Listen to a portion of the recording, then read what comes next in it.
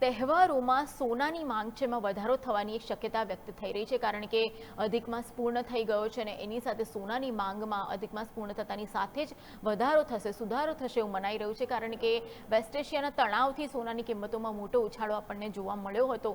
જોયા લુકાસ અનુસાર ઊંચા ભાવથી ગ્રાહકો છે એ અત્યાર સુધી ખરીદીથી દૂર રહ્યા હતા. સ્વસ્તિક જ્વેલર્સમાં ગ્રાહકોની આવક છે 30% જેટલી ઘટાડો એમાં જોવા મળ્યો છે.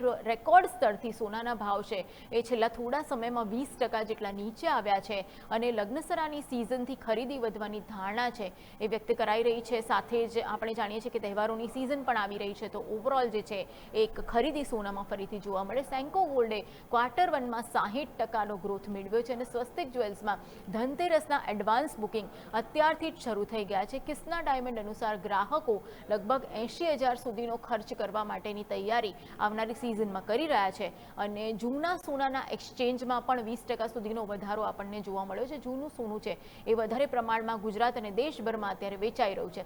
સાથે જ 24 કેરેટ સોનું છે એનો જે કિંમત છે એ 1,45,000 પ્રતિ 10 ગ્રામ અત્યારે જોવા મળી રહ્યું છે. ક્રિસિલ રેટિંગ અનુસાર વેચાણ વોલ્યુમ છે એ હજુ 15% જેટલું ઘટવાની એક શક્યતા વ્યક્ત થઈ રહી છે. નાણાકીય વર્ષ 2025-26માં 72 અબજ ડોલરનું જે સોનું છે એની આયાત આપણે ભારતીયોએ કરી હતી. તો ઓવરઓલ સોનાને લઈને પોઝિટિવ સંકેત અને એવું લાગી રહ્યું છે કે આવનારા દિવસોમાં વધારે સોનું જે છે એ તહેવારો અને લગ્નસરાની સિઝનને કારણે ખરીદાઈ શકે છે.